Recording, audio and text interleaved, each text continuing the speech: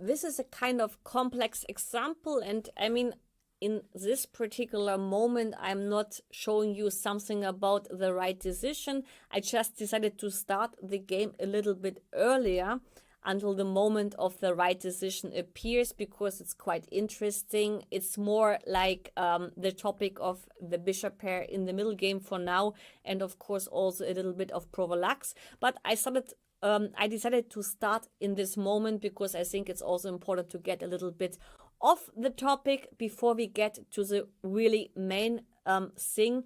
And I like this example very much because here the decision, or the right decision, is totally based on a practical one and not necessarily on an objective one.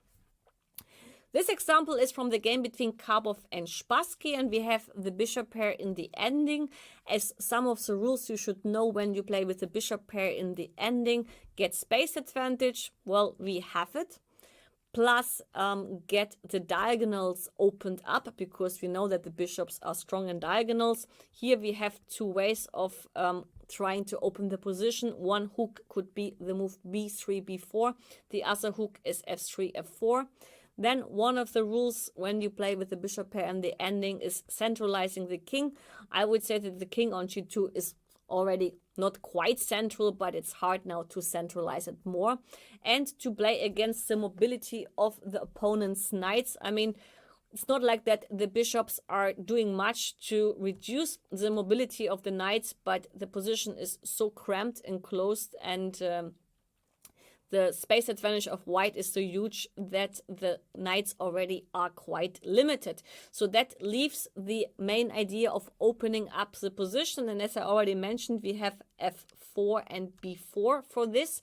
But okay, to decide or to choose from those two plans is quite simple, because f4 would just help black in order to open up the diagonal. So he would take, the bishop would get back to life.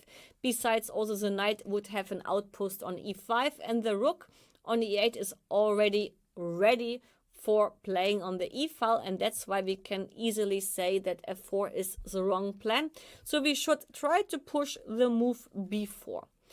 The very logical, or let's say natural kind of idea to support b4 is to play rook b1, eb1, or rook ab1, and that's what the less experienced player would play without thinking much, because the problem in chess is that often you think too much about yourself, but you don't think about what your opponent can do against your plan. So latest after rook b1 or rook eb1, this now is not important which rook we take. When black plays a5, you realize that you were quite naive in the belief that everything goes smoothly and your opponent doesn't check the idea. And after a5, of course, we have the outpost or the square on b5 attacking the pawn on d6, but after knight c8 it will be very difficult to proceed, because the last remaining hook is f4, and this hook is actually helping black. Besides, to try to mate on the h file is very difficult with a defender on g7, just like here in this position.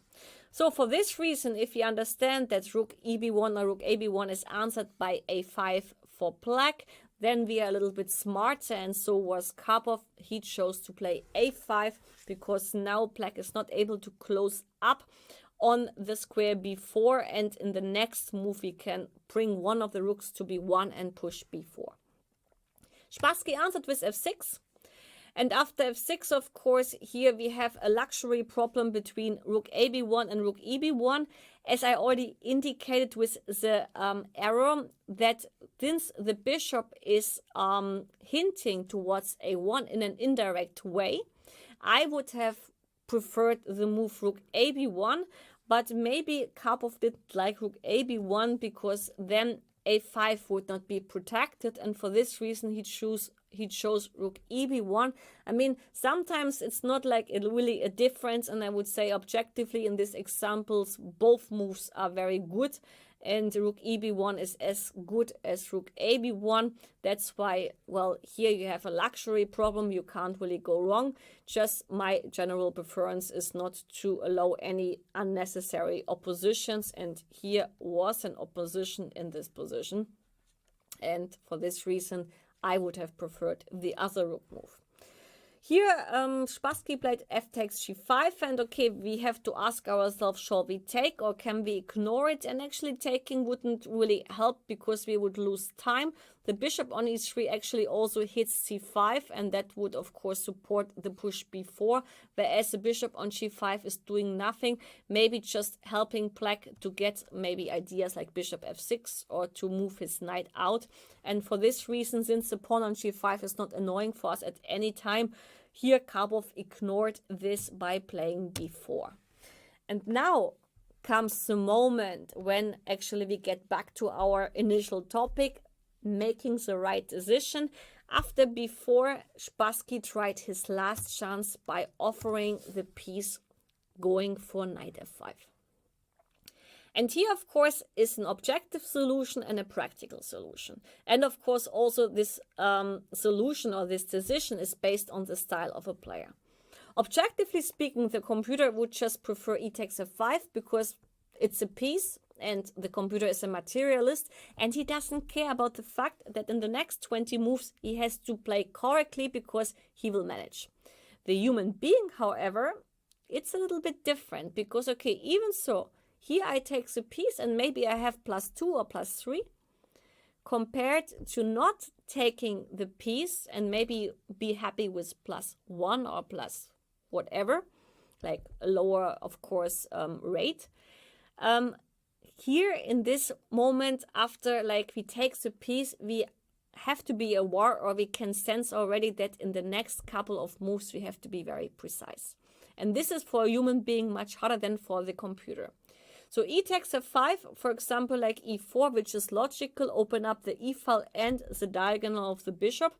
This is easy to calculate, and also here you have only one answer. Knight takes e4 fails to bishop takes a1, and g takes f5. So for this reason, the logical reply is bishop d2. Since e3 is indirectly hanging and the knight is hanging, bishop d2 solves the issue. E takes f3, bishop takes f3, otherwise e4 would have been hanging, and g takes f5. And this is the position you actually have to evaluate, and you see for Black it's quite easy. He has an open bishop, he has a knight jumping at some point to e5, he has plans like g4 and f4, and he will be in this regard happy that suddenly he's full of plans and white needs to be precise. I mean, still, the computer would say no problem because, okay, I will defend, I have a piece up and that's it. But okay, Karpov was never a friend of deep complications. He was able to, of course, because he was, well, one of the strongest players in the world. So he could choose between taking the piece or looking for the alternative. And since after knight f5 the bishop is hanging, bishop takes g5 is a quite decent alternative, and knight d4 is the logical reply. And of course, if you just calculate up to this moment and you see like, okay, what did you get? You got a lousy pawn on g5 and Black got a very strong knight on d4. You may not like this decision, but I'm sure, I'm even convinced, that Karpov calculated further and he realized that after knight d4, b takes c5, he will win a pawn because now b7 is hanging. So that's why knight takes c5 is forced. And after rook b6, well, latest, if you calculate up to this moment, you see that d6 is not defendable as rook d8 fails to bishop takes d8. And you see you win a pawn, and this is more than enough to win the game, and you are not forced to play like the strongest move in this position, as this position is not as dynamical compared to the one when you decide to take the piece on f5. And this, of course, is in the favor of a player like Karpov because he realizes he has enough advantage, decent advantage, he doesn't need to worry, and that's why this decision from the practical point of view is a lot easier. And if you see this position up to this moment and you understand that you take the pawn on d6, then I'm sure that the majority of players would go for this line because practically speaking, that is the easier solution and the best decision. From the objective point of view, e takes f5 would give you more material, but then you are forced to play individual moves or like to find always the strongest move, and that's harder the more you need to show that. After now rook b6, I show you some more moves. Bishop f6 was played, trying to solve the issue by taking, rook taking, and protecting d6. But here bishop h6 is one solution. The better solution was the move chosen by Karpov. He gave a check.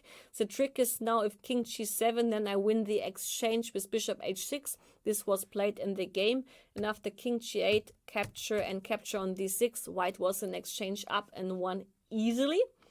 The alternative king g8 is actually tactically problematic because now we can take on d6 with a trick that after bishop takes g5, we take on g6. So we would collect a second pawn, and also this would give us an easy winning position. And if you compare both variations, it's quite easy to see that this variation is a lot more attractive. And for this reason, from the practical point of view, it was not surprising for me that Karpov chose this variation over taking the piece. But as a general kind of, well, suggestion or hint for everybody, like when you have a decision between a tactical, more complicated move, even so you get objectively more advantage, over a kind of advantage which is lower but is based on positional means, then actually sometimes the practical choice of going for the positional advantage, even so it's not as great, is a lot better because you are not forced then to play always the strongest move. I mean, latest here in this position, you see that it's not like that you need to show 10 more exact moves to win the game, because here you have a free choice. Whereas in the other position, you are forced to show the best move maybe over a long period because that position was sharp. Anyway, this was just one of the important examples from the psychological and practical point of view, because the right decision is not always the objectively right decision. Sometimes the right decision is a practical one, at least when it comes to my personal belief, but everybody has to decide for themselves. But this is something which you should regard when it is about taking the right decision in your games.